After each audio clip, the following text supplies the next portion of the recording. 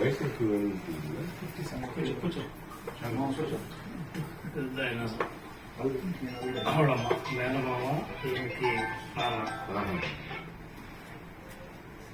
వాళ్ళ అమ్మ అన్న తమ్ముడు.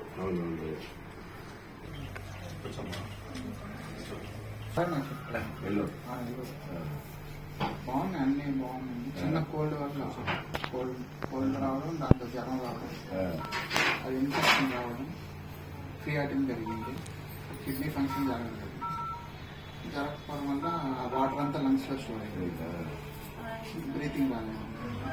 బ్రీతింగ్ రానప్పుడు వెంటనే బయలుదేరింది. అక్కడికి వెళ్ళేలోపు క్రిటికల్ అయింది. అంతా బాగుంది.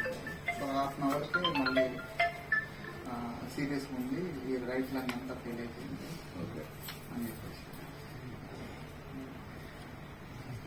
Vaccine programme.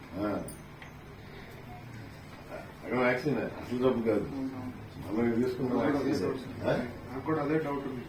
ఆ తర్వాతే కోవిడ్ టైం తర్వాతే స్టార్ట్ అయింది.